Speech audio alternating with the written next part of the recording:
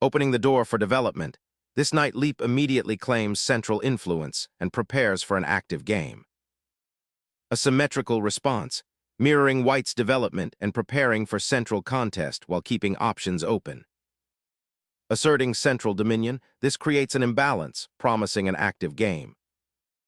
Instantly contesting central space, this pawn thrust immediately creates a flexible symmetrical structure while inviting pawn exchanges.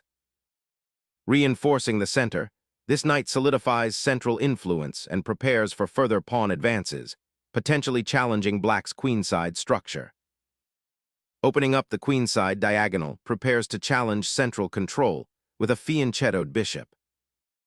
Building a robust kingside bastion, white prepares for a fianchetto, reinforcing the center while eyeing potential queenside expansion. Developing the bishop to this square immediately pressures white's center and prepares for a potential queenside expansion. Developing the bishop to this square perfectly supports the central pawns and prepares for kingside castling, controlling key diagonals. Solidifying the kingside dark squares becomes paramount after this advance, potentially preparing a future g5 push for space. Securing the monarch's safety now allows white to concentrate on developing an effective queenside strategy. Developing the dark-squared bishop to g7 completes a solid fianchetto setup, mirroring white's intentions and reinforcing black's queenside pawn structure against potential central thrusts. This bishop now aims its long-range gaze across the board, subtly influencing the d4 square and preparing for a potential d6 advance. Unlocking the central squares, white boldly stakes a claim, forcing a confrontation and potentially opening lines for rapid piece development. Exchanging the central pawn immediately opens up the d-file, a key battleground, and relinquishes the fight for the center to white, potentially allowing their pieces greater mobility and influence in the coming exchanges. Unleashing the queen on d4 immediately confronts black's center and prepares to contest open files, but also exposes the queen to potential harassment from black's developing pieces. Developing the knight to c6 immediately contests the d4 square, forcing white's queen to consider a repositioning and potentially disrupting its comfortable central posting. Shifting the queen to f4 now exerts immediate pressure on black's kingside and potentially opens lines for further pieces.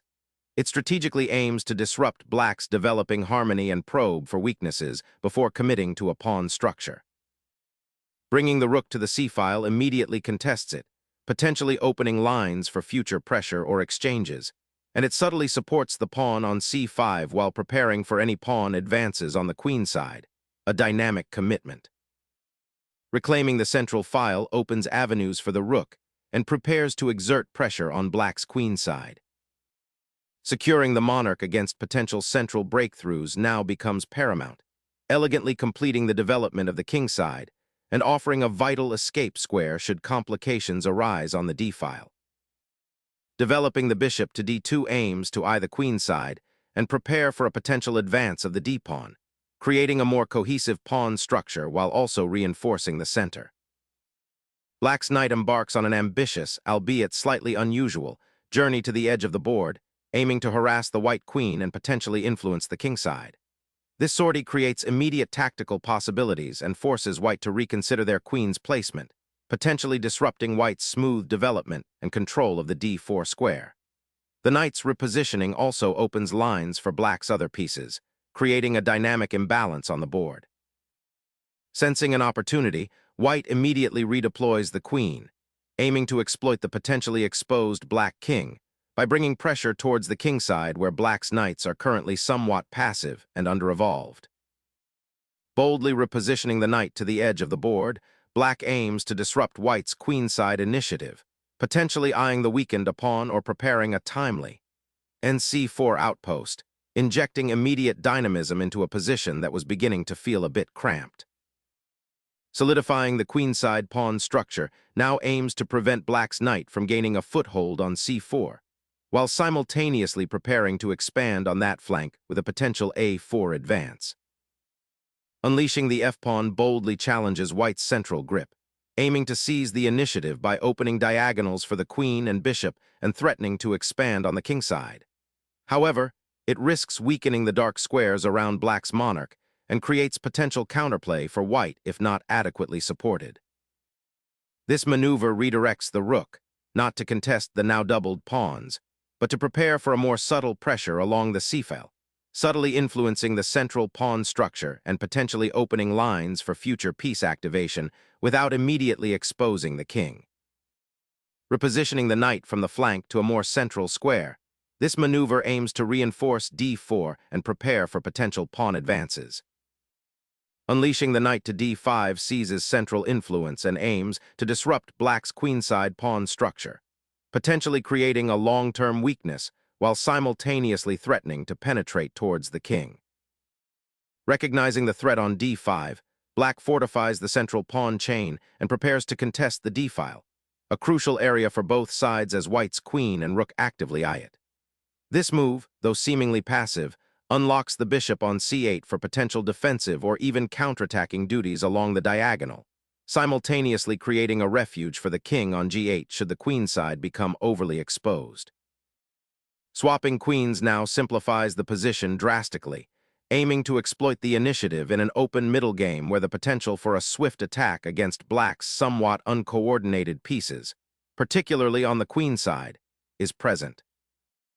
The rook's repositioning to the central file seizes an opportune moment to contest crucial lines, transforming the board from a tense pawn structure into a more open arena where the bishop's diagonals will soon become paramount. Re-establishing pressure on the central d4 square, knight repositions for potential advances, aiming to contest black's queenside development and future expansion.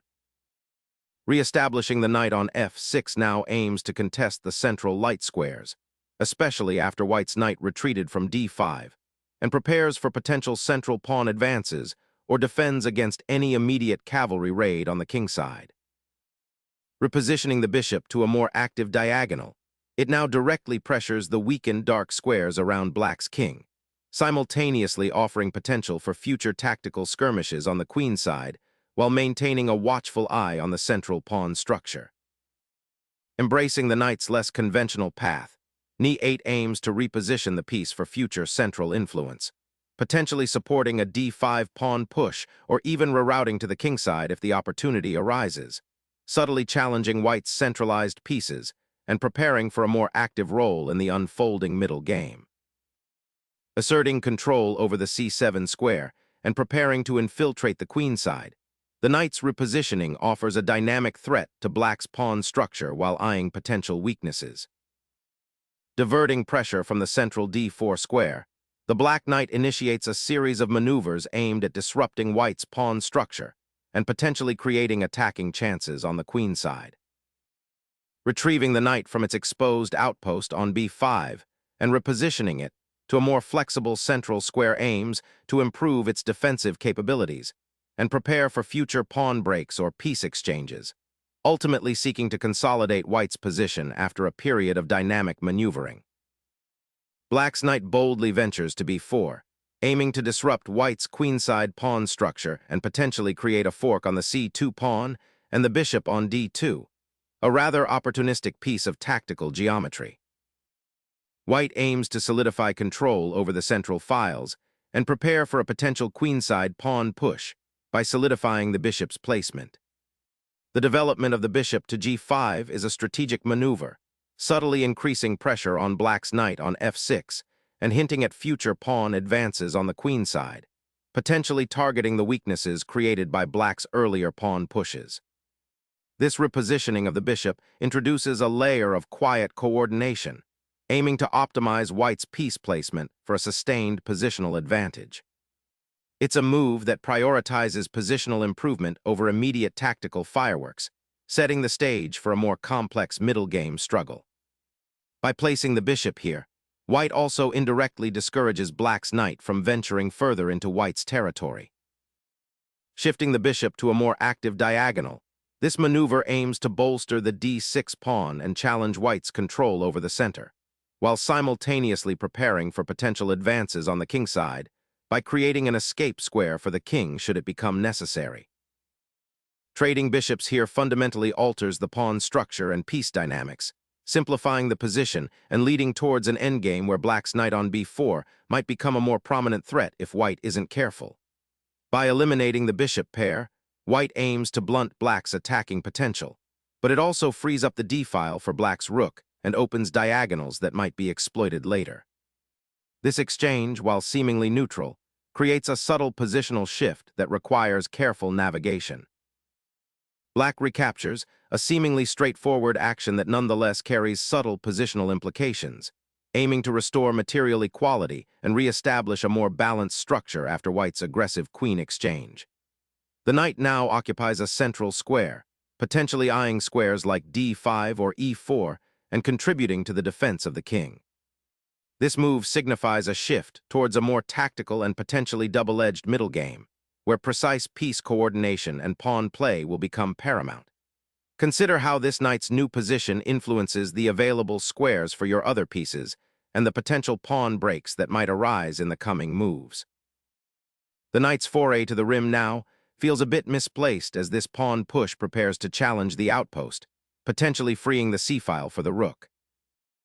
Reasserting influence on the d6 square now becomes a key objective as black repositions the knight, aiming to disrupt white's pawn structure and potentially establish a more active knight outpost. Pivoting the knight to the rim opens up a fresh avenue for assault on black's queenside, aiming to exploit the weakened squares and create new weaknesses beyond the current pawn structure. Navigating the complex terrain, black strategically repositions the knight, aiming to disrupt white's centralized knight and establish a more active presence on the queenside, potentially eyeing the vulnerable pawn. Unleashing a knight's potential, this captures a pawn, immediately creating an imbalance and forcing black to address the advanced outpost. The knight now stands as a menacing presence, disrupting black's previously harmonious development and potentially leading to significant material gains or positional pressure. White embraces a more aggressive stance, seeking to capitalize on black's slightly passive pawn structure and the open diagonal that the knight now occupies. This move signals an intent to initiate decisive action, shifting the game's complexion from cautious maneuvering to a more dynamic struggle. Reclaiming the d-file, black aims to dismantle white's initiative by contesting the open column and preparing to activate the rooks for potential counterplay. Challenging the pawn chain opens up the c-file and aims to disrupt black's queenside structure, potentially creating an outpost for the knight or a path for the rook. Reclaiming the pawn is a logical reaction, but the piece exchange that follows opens up a critical diagonal for your queen and potentially exposes your king's shelter. Snatching the pawn, white boldly claims material in a position where the knights are locked in a dance, hoping to exploit the queenside imbalance. Reclaiming the queenside pawn opens a dangerous avenue for your rook, immediately challenging white's advanced knight and creating potential threats along the second rank. White's pawn push on the queenside finally secures a stable structure, creating a new barrier for black's rook and preventing further easy penetration. The exchange on the d8 file has fundamentally altered the positional landscape, and black's decision to recapture the pawn on b1 now initiates a precarious balancing act. The open b-file, a tempting target, becomes the central focus, demanding immediate attention and strategic foresight from both sides. White's knights, having been shuffled about, now have an opportunity to redeploy, potentially creating threats against black's vulnerable queenside. This is not merely a pawn grab. It's an invitation to a fight for control of this critical open path, where miscalculation could quickly unravel black's position. The rook's relocation to the first rank now directly contests the open file, setting up a potential pressure point against black's king, and creating a dynamic scenario where white can aim for a stronger pawn structure in the ensuing exchanges. Exchanging that bishop finally clears the d-file, creating a more open scenario where the rooks can really breathe and potentially exert pressure, while the knight on g7 now has a more defined role guarding the king. Finally, white consolidates the pawn structure and addresses the exposed bishop, aiming to simplify into a favorable endgame where the knight can prove superior to the potentially weakened black pawn formation. Black's rook swings to the open file, initiating a bold challenge for control of the critical central column, a decisive battleground now that the queens are gone and the pawn structure is somewhat fractured. Suddenly, the open b-file becomes the battlefield, a crucial artery for white to exploit the pinned knight and pressure black's weakened structure, initiating a fight for positional dominance. The rook now firmly planted on the fourth rank, this recapture aims to reopen lines and challenge white's recent pawn grab, though it presents a subtle positional concession as the knight on a5 now lacks crucial support. Gaining a pawn is often a tempting prospect, but sacrificing queenside mobility for a temporary material advantage can prove to be a strategic misstep, as the rook now finds itself awkwardly isolated on the king side. The knight's aggressive dive into enemy territory, aiming for the vulnerable pawn on a3, creates a sudden tactical tangle, potentially disrupting white's queen and rook battery on the open file. Unleashing a decisive blow, this repositioning of the bishop to the seventh rank creates an immediate and overwhelming threat against black's exposed rook on a4, forcing a desperate defense and potentially unraveling the entire queenside structure. The rook's daring incursion onto the third rank now faces a stark reality check. Sacrificing pawn structure for temporary activity is a gamble that often backfires when the opponent possesses superior piece coordination. Here's why. Initiative lost. Black has traded queens and doubled rooks to gain an open c-file, but white's counterplay via the a-file is more potent due to the passed pawn. Piece development. White's pieces are poised to exploit the exposed king. The rook on a4 is awkwardly placed and will likely be targeted. Pawn structure. The a-pawn is now a threat, forcing black's pieces into defensive postures. White's next moves should focus on consolidating the advantage, likely by pushing the pawn and preparing to attack the black king. Black, on the other hand, will need to find ways to activate their pieces and create counterplay, perhaps by aiming for the queenside or trying to break through the center. The game is transitioning into a tactical endgame where precise calculation will be paramount. King's safety is severely compromised for black after this forced sequence, presenting white with a tactical opportunity to regain material and initiate a decisive attack along the open file. The king makes a vital escape, seeking refuge from the relentless pressure building on the queenside, a necessary step to avoid immediate material loss and to consolidate defensive resources. Securing the passed pawn's advancement is paramount now. Pushing it further down the board cramps black's defensive resources and forces a difficult choice, potentially opening lines for the rook's counterplay. Bringing the rook to its furthest outpost, black aims to disrupt white's centralized king and potentially create mating threats on the back rank if white's pawn structure weakens. The rook tucks itself away, safeguarding the pawn and creating a formidable barrier on the eighth rank, preparing to contest the crucial open file. Unleashing a pawn storm, black seeks to exploit white's centralized king and open files, creating dynamic counterplay on the queenside. Gambiting a pawn to secure the kingside's safety becomes paramount as the rook eyes the critical g-file, potentially forcing concessions from black's exposed monarch. The advancement of the h-pawn undeniably ignites potential counterplay on the kingside, probing the recently reinforced white pawn structure and creating an immediate imbalance of forces in that sector.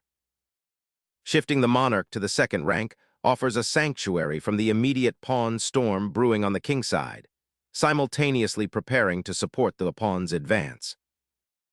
Pushing that pawn to h4 might seem like a simple advance, but it opens up intriguing possibilities for the black king. Consider the immediate pressure it creates on the g3 pawn and how it potentially clears a path for the other pawns to march forward, aiming to disrupt white's king's safety and create a passed pawn threat on the kingside. Confronting the ambitious pawn push, this capture decisively opens the g-file, directly exposing the black king to the unleashed power of the rook, creating immediate and significant threats in the center of the board. Embracing the inherent chaos of the pawn structure, black surrenders the central pawn chain's integrity, opting to capture and create a doubled pawn on the kingside, hoping to activate the f-pawn and potentially disrupt white's king's safety down the line. The rook suddenly lurks on the eighth rank, a silent predator eyeing potential weaknesses. The rook's sudden repositioning aims to disrupt white's king's safety, by opening potential harassment along the newly opened a file and potentially creating threats on the third rank, forcing a defensive reaction from the white monarch.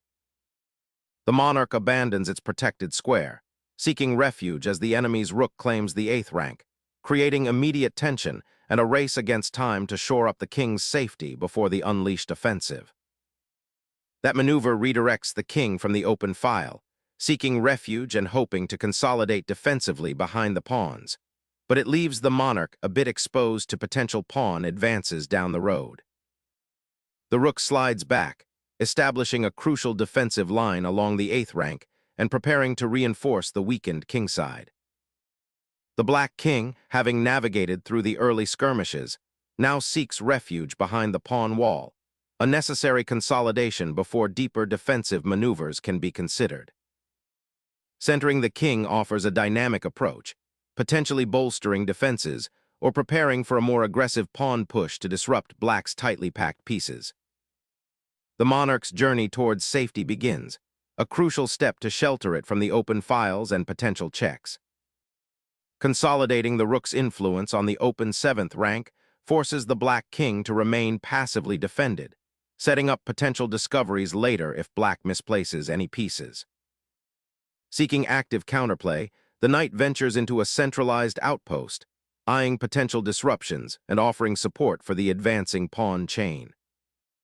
Unleashing the rook along the open file, white aims to exploit black's slightly misplaced knight and pressure the 7th rank, forcing further defensive adjustments. Unleashing the rook from its passive post, black aims to disrupt white's consolidated position and force concessions, potentially opening lines towards the vulnerable white king. Mastering the transition to a potentially decisive endgame begins with actively engaging the king, now positioned to defend against the advancing knight and coordinate a counterattack on the queenside pawns. Unleashing the pawns storm onto the kingside, black signals an aggressive intent to disrupt white's king's safety and potentially create mating threats. The king's migration to the queenside, aiming for safety and potentially activating the rook on the c-file, is a bold decision. A strategic redeployment to the queenside, aiming to contest the open file and potentially disrupt white's pawn structure, while also seeking safer squares for the knight. Unlocking the kingside is the immediate objective, preparing to infiltrate with the rook and exploit the vulnerable pawn structure. Dismantling white's pawn chain on the queenside is the primary objective, and KD** aims to support the advancing knight, preparing to challenge that weak A6* pawn and potentially create a passed pawn of its own. Opening a fresh diagonal for the bishop to menace the king's sanctuary. Asserting central presence now seems paramount as black pushes the e-pawn forward, aiming to unlock activity and potentially disrupt white's pawn structure. Ra4 initiates a perilous gambit, sacrificing the rook for a desperate attempt to shatter black's pawn majority on the queenside and possibly tie down the black king.